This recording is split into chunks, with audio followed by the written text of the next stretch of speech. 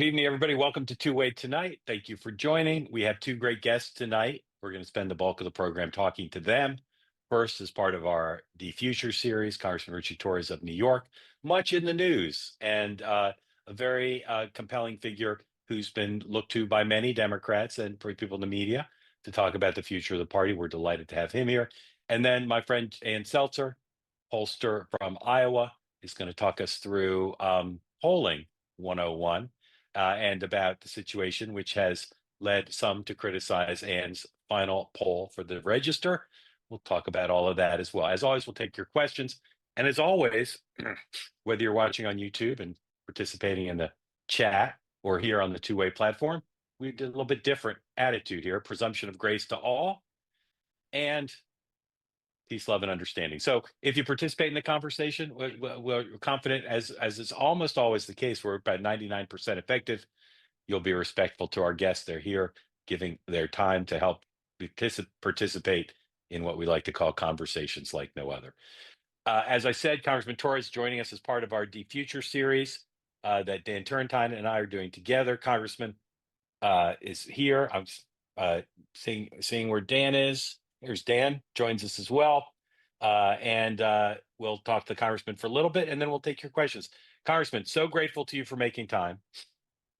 I'm assuming you're going to announce for governor on the platform, but let's not start with that.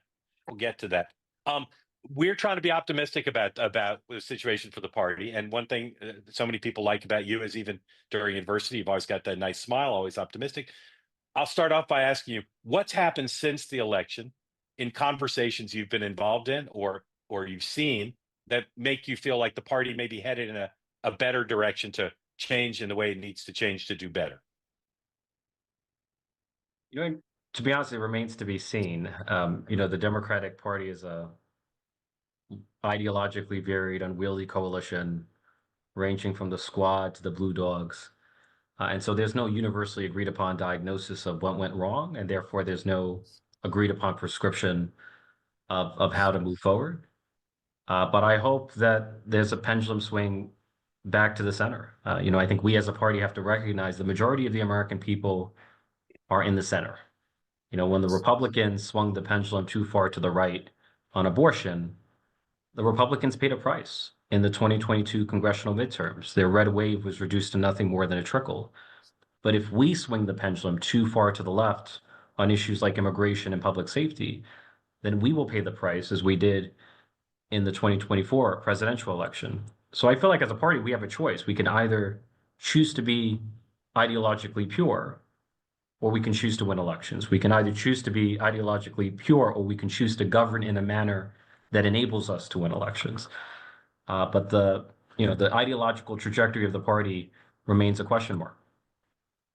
Is there anything you've seen or heard, though, that makes you think, again, just like a green shoot or a blue shoot, if you will, that the party, the balance of thought in the party agrees with you?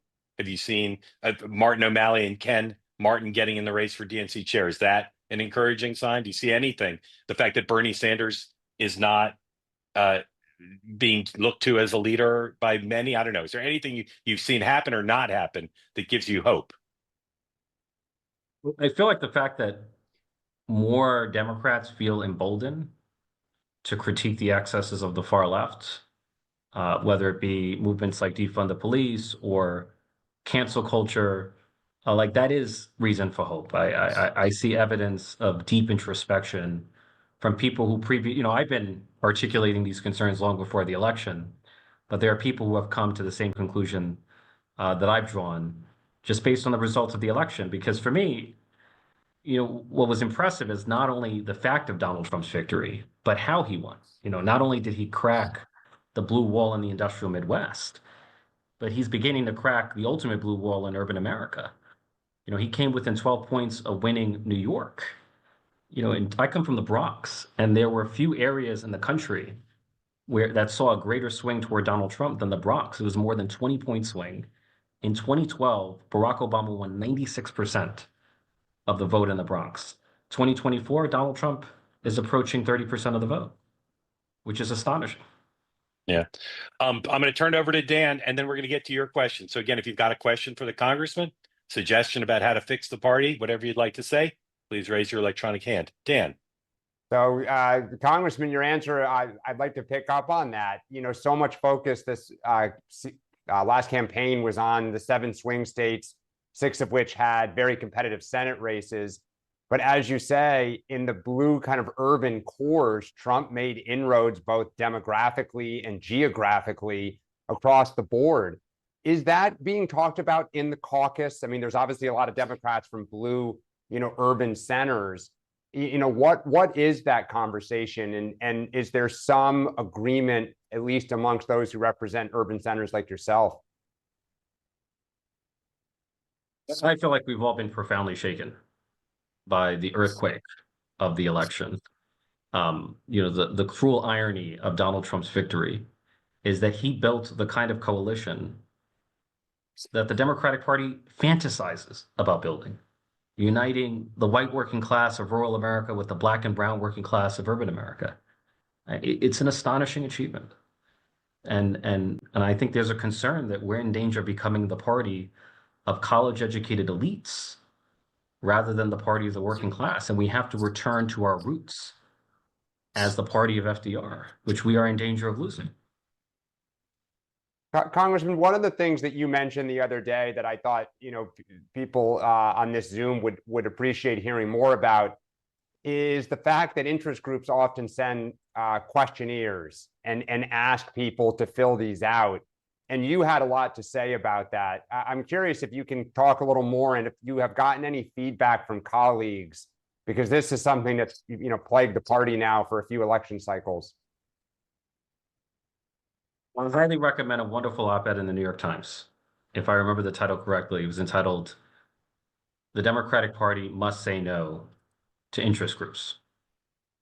Like, we have become more representative of far-left interest groups than working class people on the ground in places like the Bronx. And these far-left interest groups often pressure Democrats like me to fill out questionnaires that require us to take deeply unpopular positions.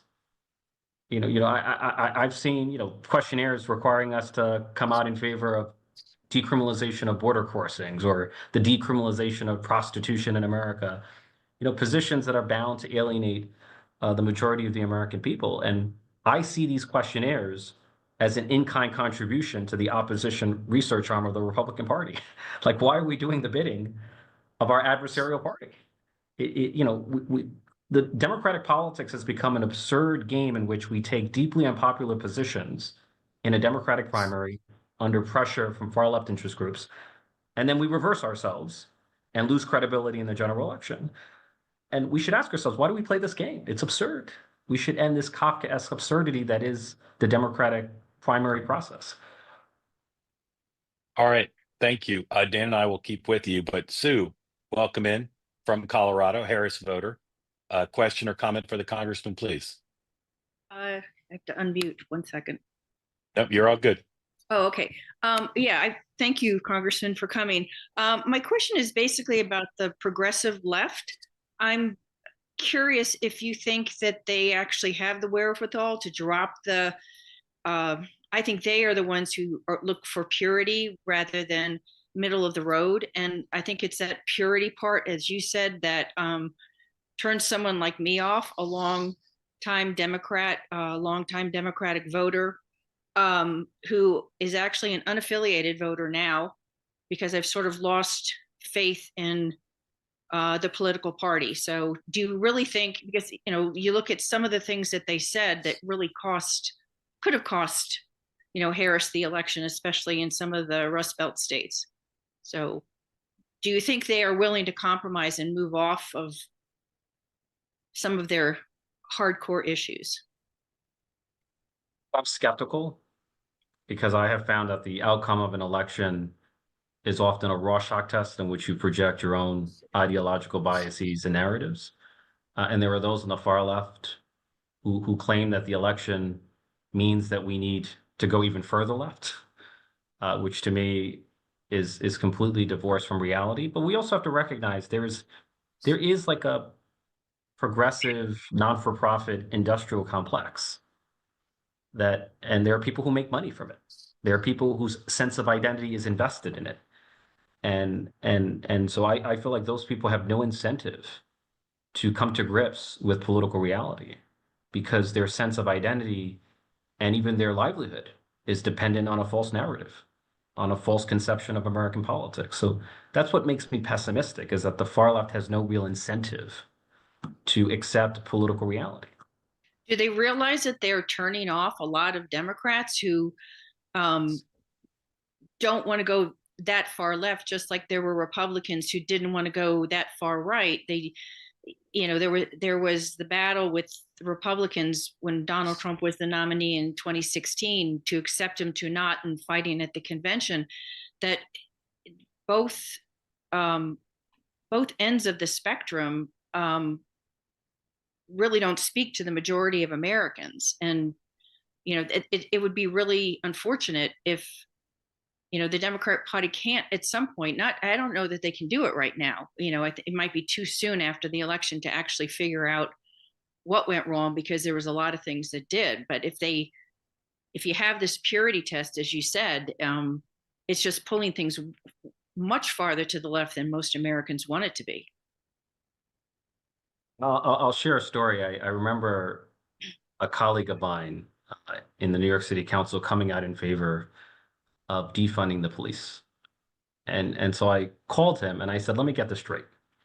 You want to conduct a social experiment known as defund the police on my constituents, my low-income constituents in the South Bronx. And I want to ask you, what happens if that experiment goes badly? What if it leads to more gun violence and gang violence and youth violence? You live in Brooklyn in your ivory tower. You have the luxury of defunding the police in your wealthy neighborhood. Whereas my constituents have to live with the consequences of your luxury beliefs, of your utopianism. Like, that to me is not progressivism. Right. But that to me is the dynamics of what democratic politics has become. That you have, to be blunt, white progressives speaking for the working class rather than actually speaking to them. Dude, thank you. Congressman, I know you don't like to call people out by name, and I'm not asking you to, but is it possible that by not calling folks out by name, by not saying, I'll say Randy Weingarten, just a name, is it possible that by not calling people out by name, you're just not going to be as effective? Look, I feel like no one has spoken more honestly about the results of the election in the party than I have. No question. So, which comes at a cost, right? Not everyone appreciates the bluntness with which I've spoken. But I'm also a congressman, and I have to honor a code of collegiality. And so I want to critique the excesses of the party, but I also want to be careful not to personalize it and demonize colleagues and irreparably damage relationships that could cripple my ability to govern. So that's the balance I strike, is to avoid personalization. Congressman, I have one question to follow up on what Sue said that we hear a lot on our programs, and that is RFK voters that feel like they've been driven out of the party. And they kind of went to Trump because RFK endorsed him. They're disgusted with the Party. A lot of them are libertarian. But, how are people thinking about how do we try to get them back? How do we try to speak to them? Because they are more libertarian than they are progressive. But there's a connection point, if that brought him to Trump. Well, I think first we have to stop scolding and scapegoating and shaming those who disagree with us, and claiming that let's avoid the Thomas Frank explanation that the American people are stupid, or the Karl Marx explanation that people are caught in a state of false consciousness. Like, stop condescending.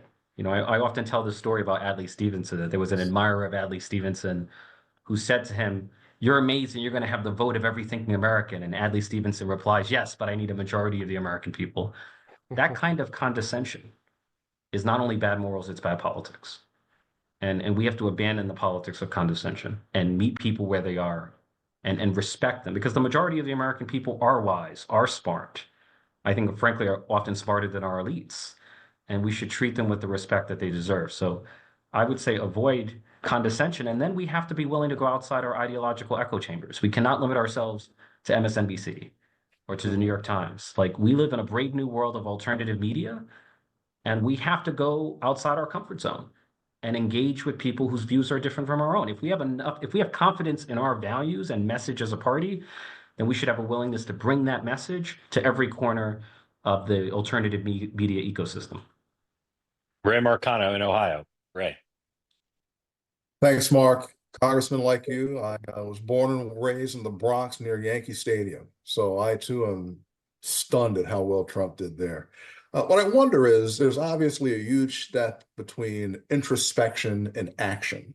Yep. And as you've already alluded to, we're hearing a lot of those voices that are hard left about blaming, in essence, people instead of taking a look at what's going on and gone wrong in the Democratic Party. What I wonder is, what's the plan, if there is any, to get more voices like yours out there that are reasonable, have good suggestions and good solutions, instead of those voices that we're hearing, no, we don't really have to do much, we don't really have to change the playbook much, when obviously we do. My criticism of the party is that even though most Democrats are in the center left is too passive. Like, we've allowed the party to be defined by the far left. So take as an example, defund the police. It was never the case that a majority of Democrats endorsed the defund the police movement. But the trouble is that the far left has an outsized microphone and therefore has an outsized role in defining and distorting the public's perception of the Democratic Party. And so those of us in the center left have to be more proactive in defining what the party stands for. Because if we refuse to define what we stand for, others will define it for us, and others will caricature us. Right. I guess I'm wondering, though, how do you do that so that your voice and the voices that sound like yours are the ones that all of a sudden have the biggest megaphone, the ones that are actually making the best suggestions in order to move the party where it needs to go? I feel like it's speaking out and going to unconventional media outlets and showing that your perception of the Democratic Party is different from the reality. And here's the reality. We have to proactively define what we stand for. Like, I feel like we have to reject the notion that border security is only a Republican position. Like, Democrats should care about border security. Like, for me, border security is not a question of ideology. It's a question of competence. Like, the American people have a right to expect a secure border, and we as a party should embrace border security as a plank in our platform and be explicit and unapologetic in doing so. We can be pro-immigration and pro-border security at the same time. Thank you, Congressman. Great. Thank you, Mark and Dan. Great. Thank you. Luca, welcome in. Tell folks, well, you're in Pennsylvania, I see. Did you support Vice President Harris? I did not. I wanted to ask a question of Ann later on, but I do have a question for Congressman Torres, because he did bring up primary specifically. Do you think it's a problem that the Democrats have basically not had a primary in the past 3 cycles? I mean, 2016, I would say, was very rigged towards Hillary Clinton. I would say 2020, there was definitely a lot of finagling on behalf of Joe Biden. And then this time around, I would say that the way that there was a cover up of Joe Biden's mental acuity, going down, that was in a way also kind of rigging it in his favor. Like, is the problem is that, like, you're just not figuring it out ahead of time and you're kind of like squashing what I would call the far left? Good question, Congressman. Look, Thank you, it's a common view among many that President Biden, should have stepped aside much earlier. There should have been a fuller primary process. I'll be honest, I would not identify that as his greatest miscalculation. I feel like the decision that the Biden administration made that cost us the most politically was his mishandling of the migrant crisis. Since 2022, there's been an overwhelming wave of migration whose impact was felt not only in the border, not only in states like Texas, but also in cities like New York. And I remember there was a poll in December of 2023. Quinnipiac found that 85% of New Yorkers were concerned about the impact of the migrant crisis on New York City, the destabilizing impact. And despite clear signs of popular discontent, despite Eric Adams screaming at the top of his lungs The president waited 2.5 years before issuing an executive order restricting migration at the border. And by then it was too late. The Republicans won the issue, and we lost credibility on one of the most important issues on the minds of voters, which was immigration. And I remember after the president issued the executive order, there was a poll showing that it was broadly popular among every racial category. Like 70% of Latinos and African Americans and whites and Asians were supportive of the executive order. And so I asked myself, if it was effective at reducing migration and if it was broadly popular, why would you wait 2.5 years before issuing the executive order? And the answer is simple. He was fearful of the far left. Look, The all far I'd say left- also, sorry, go ahead, Connor. No, I just all think I'd say, go ahead. No, I just feel like the issue is that the far left has outsized power over the messaging and policy making of the Democratic Party. Luke, all I'd say, they did have a pretty wide open process in 2020. Joe Biden won it, but there were a lot of candidates, and he, Well, it was pretty I would wide say, open. like, when Chuck Todd is going out there calling Bernie bros like the brown shirts, and then you have like Liz Warren making up some lies about Bernie, saying she never wore. I think there was a lot of unfair treatment towards him, and then I think like after this cycle they messed up badly, and then they put the same leadership in power again. Yeah. So it's like I just don't think they want to change too much. Yeah, it's a good point. There's been an ossification at the top, no doubt. Luca, thank you. Appreciate it. Rob, welcome in. Tell folks where you are, who you supported, and question or comment for the congressman, please. Who, me, Rob? Yes, sir. Oh, You, Rob. well, first of all, a light question for Dan. Dan, who's your tailor? My wife plays a large role in that process. Rob, unless you have a 32-inch waist, you can't dress like Dan. So doesn't matter who your It's a tailor is. 34, on a good day. Not good enough. I do have a question for the congressman. It comes via an anecdote, and Mark, maybe you remember this. Early 90s, Jerry Weintraub, film producer, threw a party for George Bush Sr. at his house in Malibu. And I think it was the last time that left Hollywood and the right got together and had a good time. But my dad, who was best friends with Jerry, and they couldn't be more opposite, told him that night, my dad's name is Bob, Bob, all these politicians, they're all the same. And my dad was shocked. He said, no, I mean, they have different principles. And he said, no, Bob, they're all the same. And he soon learned that Jerry was right, in that, a lot of these lifetime politicians are in it for the re-election. We didn't get this done this time around, but if you vote for me again, we'll get it done. And I've had experience here too, living in LA, trying to save trees, with the Democratic supermajority. And it just doesn't happen when their major donors are real estate executives. But I was thinking about the abortion issue and how Harris had it be the number one issue, thinking that it would get her the win. And what was really disappointing to me, and even more so disappointing for my wife and others, is that and Trump brought it up during that debate. He was so close. He said this has been going on for 52 years. He was off by a year. But Roe v. Wade was decided upon in 73, and for 51 years nothing ever happened.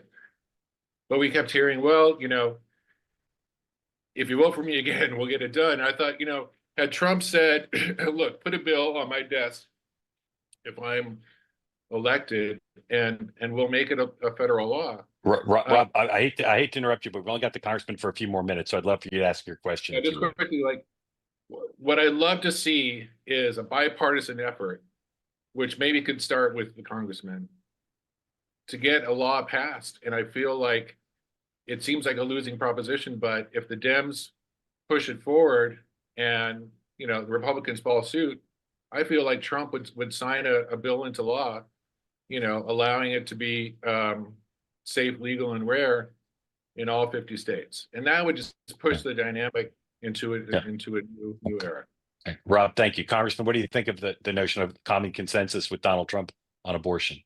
I mean, I would welcome a law that codifies a right to reproductive care, but I'm not clear that the votes are there from the Republican side. It just seems to me it's a pro-life party. The Christian right is a powerful force in Republican politics, and so just my perception of perception of the Republican Party is that it's highly unlikely to get Republican support.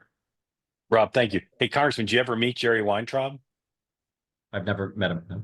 Well, he's passed away. I don't want you to go through life with regrets, but I feel bad for you. He was an incredible guy, one of the best figures. If you don't know who he is, there's a great documentary about him. But I'm sorry you never got to meet the guy, because I met him once, and incredible guy. All right, Chris Simmons, please come in. Chris Simmons, Harris voter from Atlanta, Georgia. Chris, question or comment for the congressman about bringing the Democratic Party back?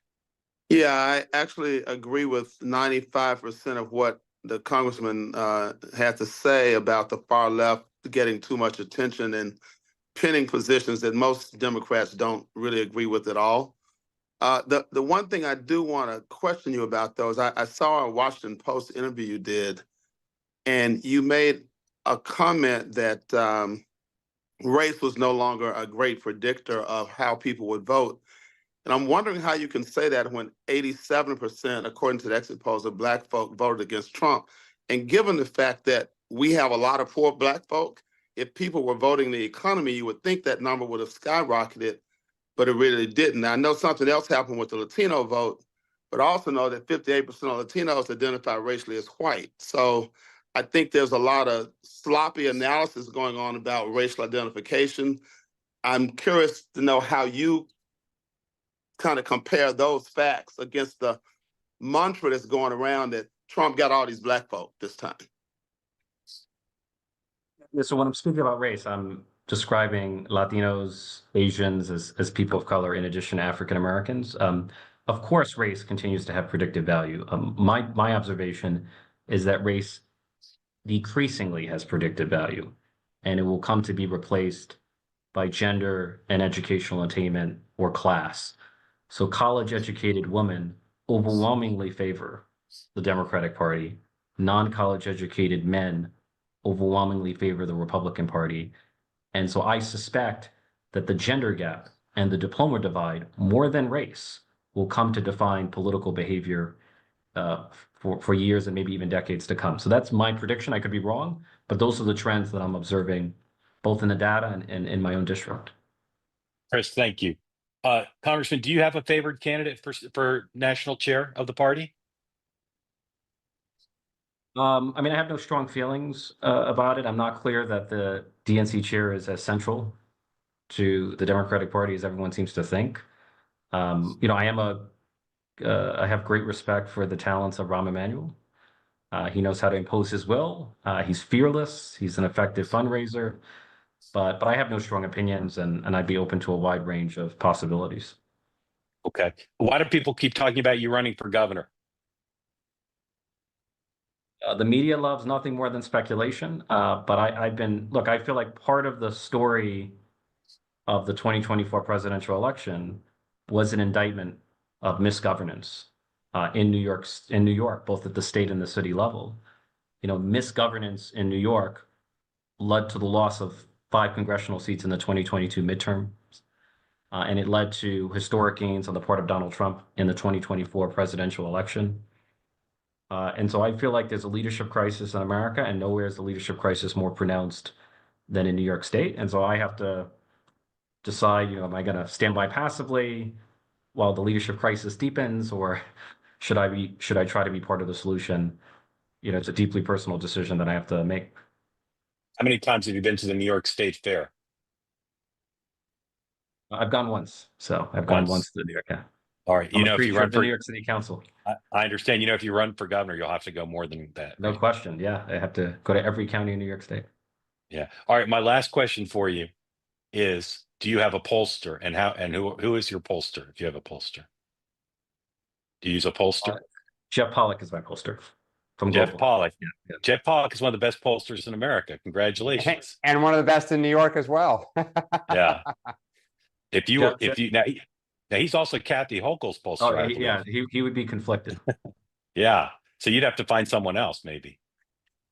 Well, I'd recommend our next guest, Ann Selzer, but she's getting out of the political polling business, which we'll talk about with Ann now. Congressman, we're so grateful to you for making time. We're going to have, we hope, the state chair or the national chair candidates on. And if you'd be willing to come back and ask them questions with us, we'd love to have you help play that role, even if it's Rahm, who will use profanity back in whatever answer he gives to you. Even then, we'd still like to have you back. So very grateful to you and your folks for arranging this. And again, we hope you'll come back to be part of this conversation with us. So take care. Thank you, Congressman. Very grateful to you. All right. Guest number one, done. Let's bring in Ann. Ann Selzer has been on two-way before. As I've said before, I've worked with Ann in the past when I worked at Bloomberg. Ann is one of the best pollsters in America, and Ann has been much in the news. Ann, welcome. Thank you for coming. How has it been in the news? How is it fitting in the news? How is it being in the news? How's it gone for you in the last few days? Every day is a new day, and Yeah. you don't know what you're going to wake up to, what's in your inbox, what's in your voicemail. I'll be happy when that dies down a little bit. Okay, so I don't think it's going to for a while, though. So probably not, but we're hoping your appearance tonight will address some questions that people have. I've run through these points before. I don't even think you need to speak, but if you want a thumbs up or nod, whatever. You didn't do or release the poll to help or hurt any political candidate. I know. correct. You don't do that. You did the poll to the best of your ability. I know that. You didn't leak the poll to people to help the Democratic Party. You did not assume that by putting out your poll, or your motive in putting out the poll was not to hurt Donald Trump or help Kamala Harris. And finally, you're not part of any conspiracy. You simply did what you've done for many years. You did a poll with the Des Moines Register of Iowa voters. All correct. There's so much suspicion about polling in general. And one of the things that frustrates me about the reaction to your poll is you just did one poll of Iowa. It wasn't like it was some like multi-million-dollar effort to influence the election. So even if the conspiracy theorists are accurate, the notion that your poll would have some impact on how people would vote in the battleground states, I find that humorous, but that's a subsidiary point to the other points we made. So Ann's going to be available for your questions. First, though, she's been nice enough for us to put together some slides, seen here for the first time, explaining the situation with the poll. Ann, the floor is yours. Ann's going to put her slides up. I'm going to take my video away so everybody can just see Ann. Ann's going to share her screen and narrate some purposely not very pretty slides for two-way. And the floor is yours. Well, thank you. And thank you for this opportunity. I hope that in hindsight, I'm happy I decided to do it. But where else am I going to find this mix of audience with this level of sophistication and experience? And I wanted to sort of spend some time walking through what it was like to see this poll, to think about it, the checks we made, and then sort of run through some theories that some people have had about why the poll might not be right. And maybe I welcome any thoughts from this audience, things that I haven't thought of. There are plenty of things I've thought of and dismissed that I'm not going to bother you with. But what we were seeing at the final poll was something that looked like it made some sense given our September poll. In that poll, we had a narrowing of the race that had been between Biden and Trump that had been quite wide, down to just a 4-point race. And when you put it with all these months in between when we weren't polling, but that our final poll looked like a linear straight line. And pollsters like linear straight lines because it suggests that there's something happening, that this poll was just an extension of all of the things that led to that narrow race in September. Of course, it's a stunning poll.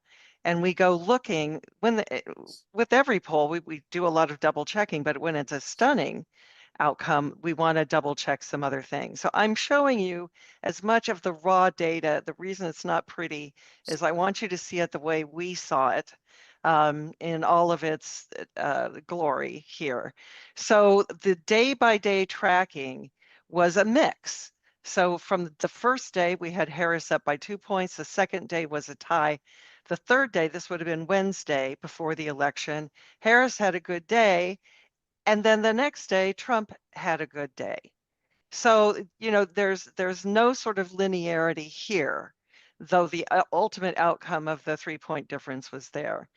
Pollsters like to smooth out those lines. So we look at rolling 2-day averages.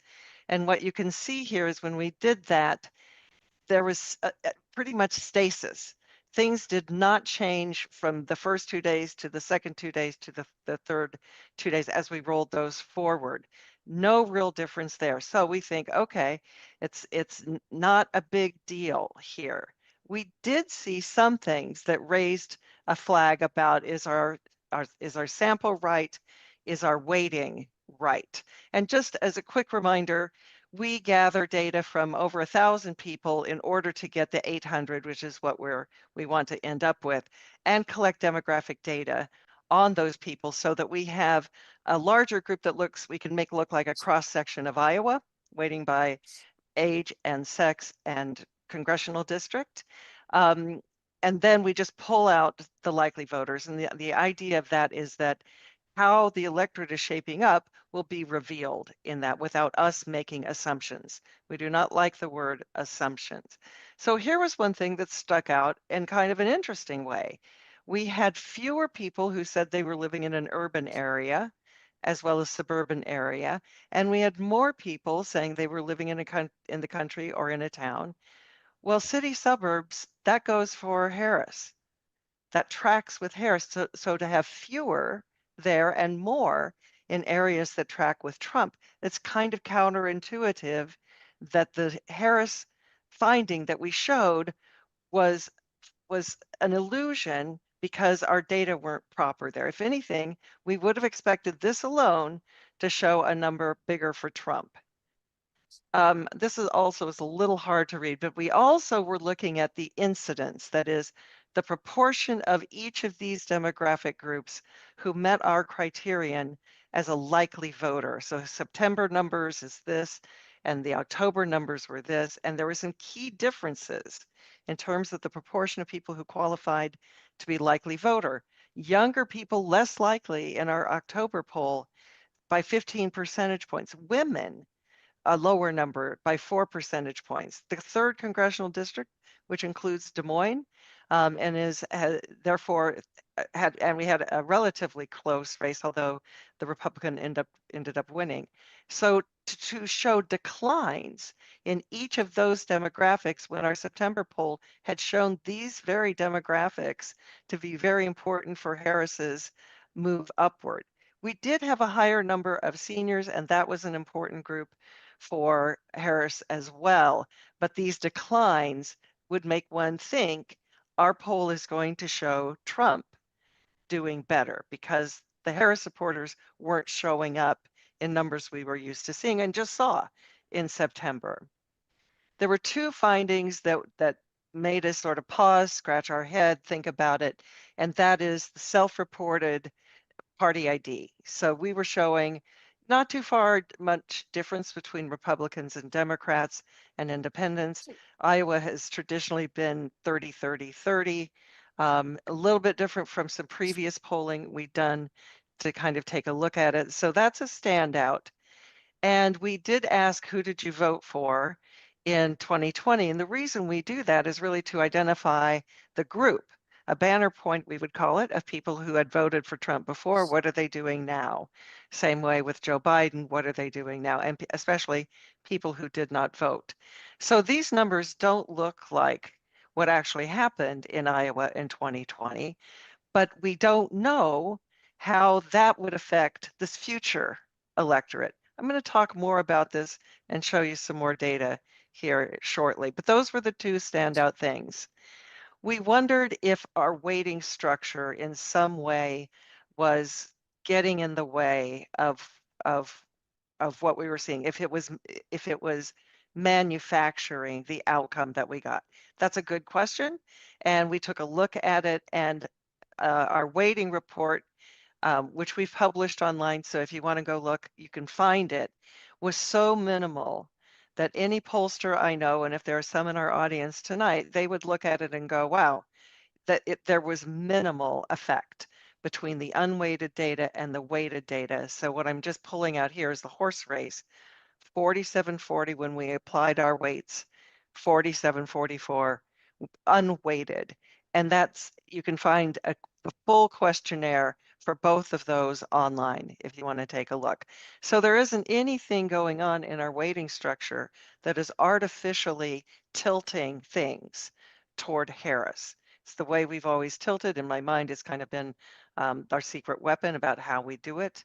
But I was asked on the final call with the reporters and editors at the Des Moines Register and our team here, is this the biggest swing that you'd ever seen? Because, if something is the biggest, you're going to really think about it. And the swing that I could remember that was bigger than this, scarier than this, was Indiana in 2008. We were polling for the Indianapolis Star. And the state had gone for George W. Bush in 2004 by 21 points. So when our final poll showed Obama ahead by less than a point, I think it was 0.6, so it rounded up to 1 percentage point, that was kind of hard to fathom. But it turned out that Obama won by 0.9 percentage points. So a huge swing of 22 points from the way the state had gone before to the way that it done. And we'd been on the front seat of that, nervous about it. And then it all kind of looked pretty big. This is one of the biggest outliers, and everybody was ultimately comfortable with publishing, but you'd have every right to wonder, why did that poll ever get published? Because we looked at the data and couldn't find things that were wrong that made us doubt anything else. If you're going to have the horse race wrong, you're going to see other things that just don't look right there. So since the election, literally every day, I'm reanalyzing things. I come in every morning after a 4 o'clock wake up going, maybe it's this, maybe it's this. So we've been looking at things. And I think the two that people would be right to single out is, why did we not do something with party ID? And my answer to that is, we don't know ahead of time what the ultimate party ID distribution is going to look like. And what we gather, because we're doing random digit dialing, is just how people self-identify. We don't ask them how are they registered. And we have enough experience, and the data I'm showing you here is from a different client, not an election poll, but the sample for that was the voter list. So we had them self-identify by party, and then we could compare it. We could pull out how they are actually registered. And you'll see that there's a fair amount of inconsistency. And whether they don't remember how they're registered or they've just changed their mind, in any case, I weight to known population parameters, and the right distribution of people who show up on election day or cast an early ballot is an unknown factor. There's not, you'd have to guess in order to, you'd have to assume, not a word that I like. And I showed you a previous study, we repeated the same study and the same phenomenon. So people didn't get better over time with that. The other thing, this has been very fashionable to talk about the recalled vote. And again, it's not something that I would think about weighting toward, because how do I know that this future electorate is going to be identical to how the electorate of Iowa voted in 2020? I think that's a huge assumption. But because we like to play with data, we thought, okay, well, what if we did that? And what if we weighted it to look like Trump at 53, Biden at almost 45, and other at 2, which is about the way it came out the last time around, and then everybody else we treated as though they just stand for themselves. We don't tilt them one way or another. So the gap became 6 points for Trump. It did move in that direction. It'd be hard for it not to. And that's a little bit of my problem, that you could make the race look closer, but how do you know how close is close enough? This is probably the maximum weighting we could apply to that. And there's still a 6-point difference for Trump, and he won by 13 points. So it's not going to help you. And just the idea of making assumption of what this future electorate might be, and especially given that 2020 was such an odd election because of COVID and because of the way people were voting and the turnout that was then. So that's a little bit of some variables that I looked through and that we've been playing through, and I'll just mention in an unprecedented display of transparency.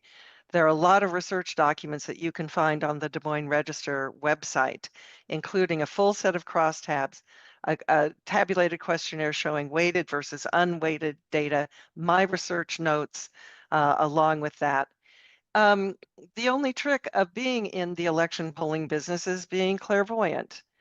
And I don't happen to possess that talent for clairvoyance. So therefore, I want to make sure that I can ground anything I do to my data in something that is as close to known fact as we know. So the idea of weighting by a variable that is partisan tainted is taboo in my book. I feel like you might as well just weight the horse race to what it is you think it's going to be. And that sounds absurd. I hope that sounds absurd. And we'll figure that out. And as I said, I've seen wilder final polls than this one that turned out to be true. So since the election, my inbox has been full of anger, hatred, and certainty, which is a combination. I don't really know. But the idea that I manufactured this outcome, some thought that there'd been money that changed hands. I have no idea how that would actually work. In the manufacturing part, I can show that the weighting of the data did virtually nothing.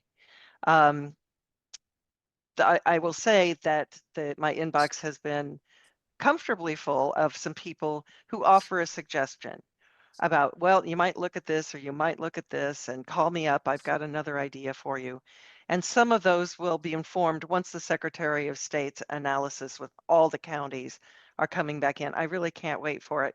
And I sent them a note saying, hey, really, when's the first you're going to know? It's going to be a couple of months.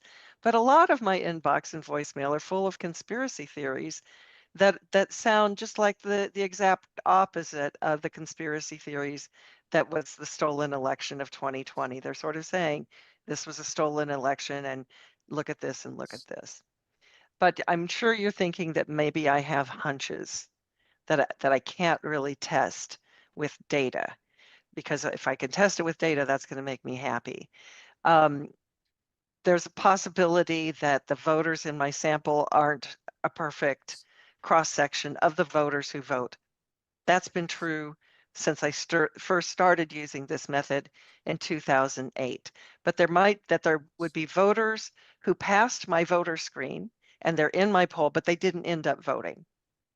That happens. That hasn't happened in a way that made those past votes inaccurate. There are voters not in my sample, that is people who didn't pass my screen, who then ended up actually going to vote. Maybe they just said they would probably vote and then they ended up voting, but my screen is stringent. You have to say you've already voted or that you will definitely vote. So I am and would continue to be looking at what I learn about the voter screen, just for my own satisfaction. If my voter screen is too stringent, that's worth knowing.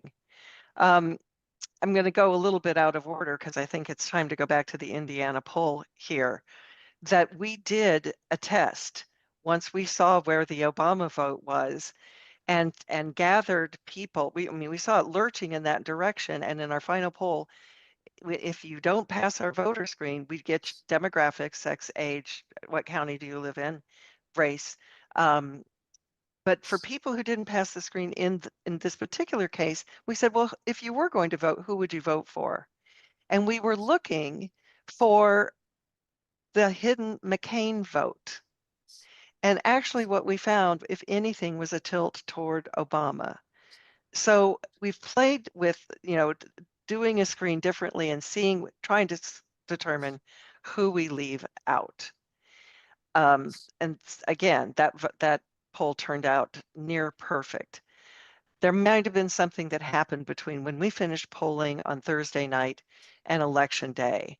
And that could be in the case of, Newtonian physics. That is, for an action, there's an equal opposite reaction. I don't know about equal, but contrary to what was being charged, it could be that the release of that vote got the Republicans more hustled up and bringing more people to the poll, and that it had the impact of actually inflating the Trump vote. I don't know. I don't have any data for that. I will say that in terms of things happening between the end of polling and election day, 2004, our poll had John Kerry winning by a very small margin over George W. Bush. And I was deflated and unhappy. And I got a lecture from former Governor Terry Branstad, who, if there's a person at that time who knew where every vote was, he was the guy. And he said, let me tell you what happened in Sioux City over that final weekend. And there was this huge rally. It had been closed to the press, so there was no reporting on it. But what they had put together by way of a get out the vote effort, people showed up to that rally who had no idea they were going to need to go find 10 more people to go and vote, and that they had to sign a pledge that they were going to do that. Things like that. And he said, that's why you lost, because the 5th district, as it was then, was more than enough to make up for the Eastern Iowa votes for Kerry and push it over the top for George W. Bush. He also said that's why Senator Tom Daschle lost his seat in South Dakota. There was just such an impact of something that happened once we had finished our interviewing. And in my way back past, before I was really an Iowan, 2 Democratic senators from Iowa lost their seats in what has been attributed to Abortion Sunday. And Abortion Sunday is when you've got pamphlets of ugly photos and pictures and rhetoric, and every car in every Catholic church parking lot on Saturday night and Sunday morning gets a big, hard, late hit with that. I had heard that there was a big buy, maybe somebody on this call knows, for the trans ad that would have played during Saturday college football, Sunday pro football, Monday night football, and then there was enough of it that it moved people who in my poll might have said they weren't going to vote and turned them around. So the things I think about, I think I'm going to feel better once I see actual hard data. I'm appreciative of the people. We've set up a special email for that. I think the one last thing that, Mark, I don't think you mentioned is that my plan to stop doing election polling that would be released to the public has been years in the making, and there are people who can attest to that, including Carol Hunter, the executive editor of the Des Moines Register. So the timing of this is unfortunate, but it's coincidental. It's not causation. I was not fired. I told them I would not be renewing my contract, but that sounds like a situation coming. You can't fire me. I quit. But that's bothersome that people didn't read the documents and are reporting that's what's happening here. And as I said, there's a lot of data that you can go and look at on the Des Moines Register's website if you're eager to get into it. We've set up a special email account for people who have comments, questions, and suggestions. But I want to close with saying how important this platform has been in thinking about theories, listening to real people with real concerns, and being able to, as you talk to each other, I can't tell you how many times I've quoted somebody from this platform because it so seemed to hit a mark that some people were not able to figure out and how to make that go. So I want to thank Mark for creating this platform. And as I said, I wanted to talk about kind of foresight and hindsight. And I've given you a little bit of both. What do we do so we don't have to rely on guesswork? And what can we learn in hindsight? I can't say I can leave you with a satisfying result. I don't know how I could have had the hindsight if I didn't have the data, because I'm a data girl. I'm always going to rely on data. So I'll leave with that and And stop sharing my screen. all right. And thank you for that. I'm going to ask you just a few brief questions. I want to get in questions. We'll run a little bit over, and if you can stay just a few extra I minutes, if can. that's okay. Sorry, I It's ran too long. No, that's okay. It's also possible there's going to be an announcement of a Treasury Secretary any minute now, and Okay. so we'll stay on a little bit so we can review that as well. And you talked about early on in the slides, you showed some data that seemed, off because it would suggest that Trump would be doing better rather than worse. Given that dissonance, did you ever consider saying to the Register, we shouldn't publish this poll? It just seems a little wacky. Nor did the Register say to me, we're going to think about whether we publish this poll. Have you ever in your career for a client, a media client, said we shouldn't publish this poll? Have you ever done that in your career? No. No. I will tell you, And my first year at the Des Moines Register on staff, we showed a Dukakis friendly poll in the middle of summer. And unbeknownst to me, the newsroom met. And what was said was, is there anything else in this poll that makes you question whether it's good or not? And they couldn't say it. And so they said, we'll publish.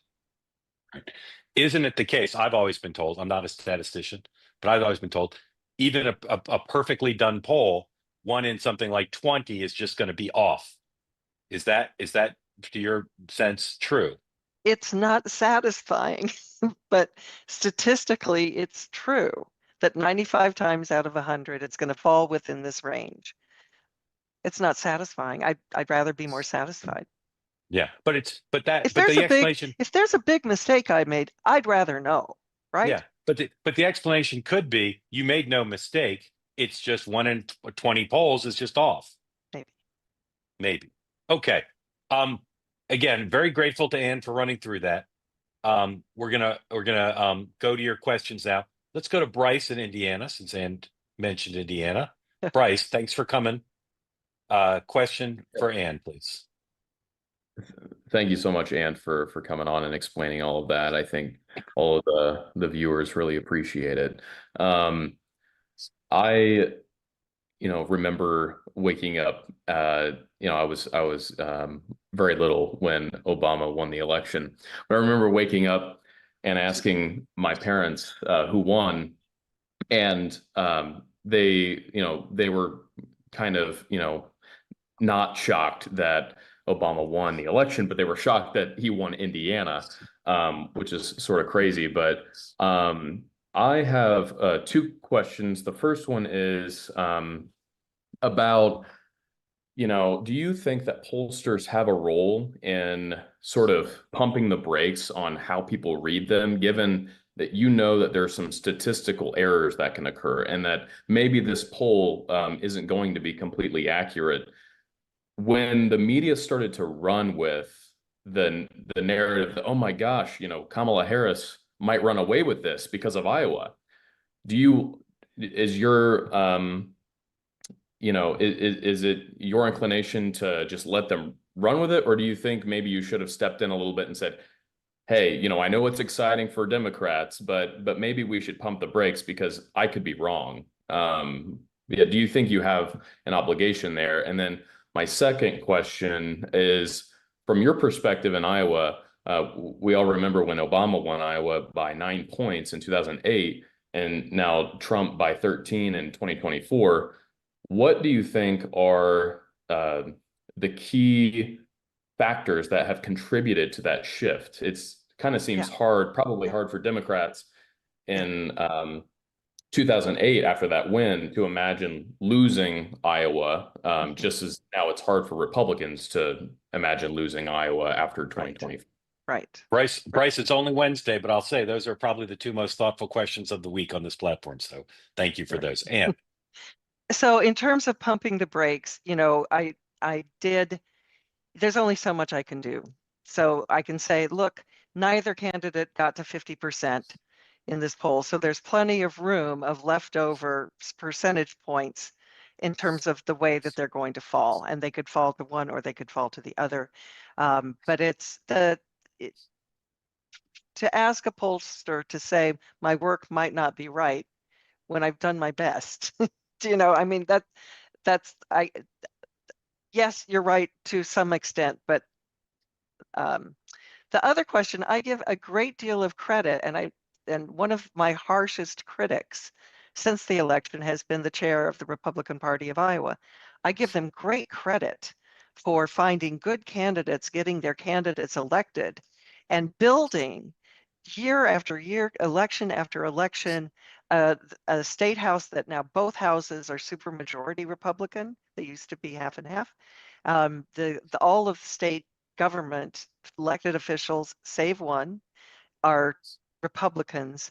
Our entire Washington delegation, they're going to do a recount. It's 800 votes in the first congressional district, but all were incumbent Republicans. It's as red a state as you can about get. And I think it's a Democratic Party that I think much of what the congressman talked about earlier would apply to Iowa, and that there's not as clear a leadership. There's not much of a pipeline. They just are outmatched by the Republican Party of Iowa. Okay. Bryce, thank you. Really great questions. Thank you. Very grateful to you. Okay. Robert, on the move, great red tie. Question for Ann, please. So, Ann, hold on one second. Am I unmuted, Mark? Oh, you're good. You are. And as Bill Clinton would say, that is a great tie.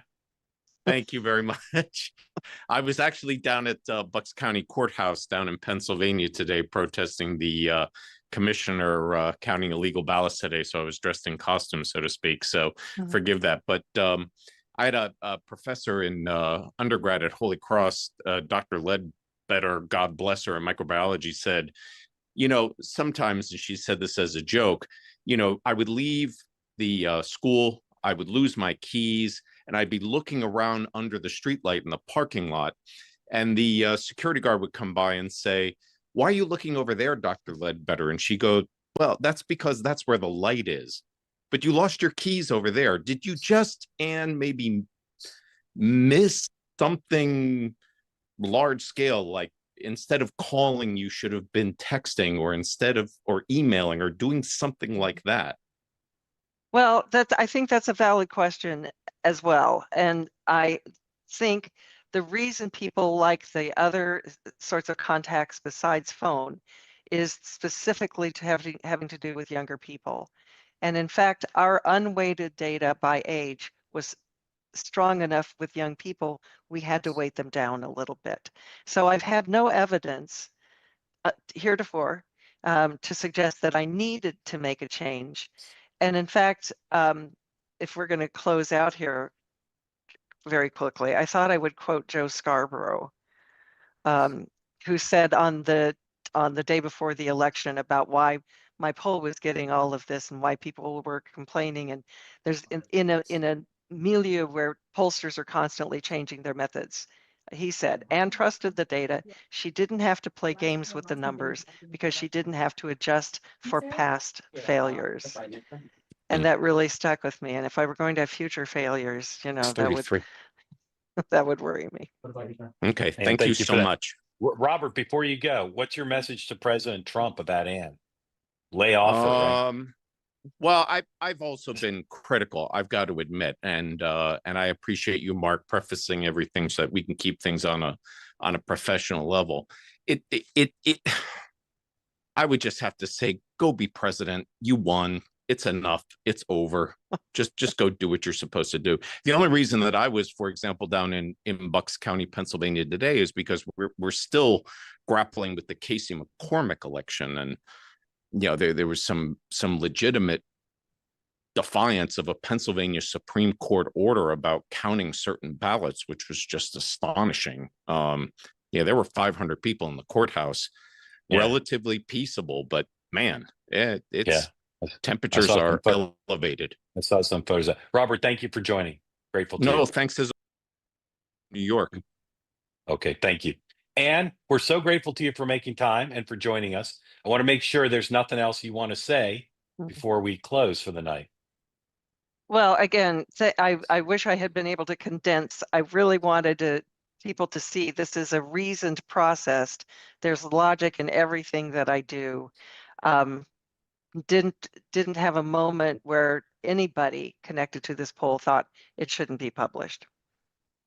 Okay. Ann Seltzer, very grateful to you. Thank you. We hope you'll come back, even though you're out of the public political polling dodge, and be a part of the conversation here, because we always welcome your expert opinion. And I hope everyone leaves this with the understanding that while the poll was not an accurate reflection of where things ended up on election day, polls are not predictions. And Ann did nothing but what she'd done throughout her stellar career in using a methodology that has made her, by acclamation for decades, one of the best pollsters in America. And one poll, which happened to be her final poll for the Register, it's a public poll, does not change all those facts. She's nonpartisan. She's a great believer in the public interest. She's a great believer in statistics and methodology. And there's nothing that happened in this case that's different from her entire career, which, as I said, was extremely well rated for a good reason. And thank you. We hope you come back regularly. Thank you, Mark. I will. Okay. Thank you. All right. So tomorrow, Dan, Sean, and I will be here at 9 a.m. Eastern time. I'm feeling a little bit, because I'm on the precipice, perhaps, of breaking the Treasury Secretary's story, but I have 1.5 sources, and I'm not confident enough. Even on this platform, we're a little loose, because who's gonna fire us if we get it wrong? I believe if you want me to tell you, I think based on the 2 texts I've gotten, I think it's Warsh, but I'm not sure, so don't quote me. I'll tweet it out in a few minutes, but I want to keep everybody while I continue to try to report this. Very grateful to Congressman Torres, very grateful to Dan for brilliantly conceiving the series, our D Future series. Friday, again, on this program, 2 other great pollsters who are friends of Ann's, Ed Goaz and Celinda Lake, with their national battleground poll about bringing the country together. Again, we'll see you 9 a.m. tomorrow. Thank you, Ann. Thank you, Congressman. Thank you, Dan. Good night.